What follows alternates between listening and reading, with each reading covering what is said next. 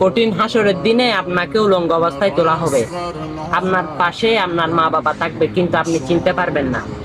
সকল দেখবেন ইয়ানফসি ইয়ানফসি করতেছেন।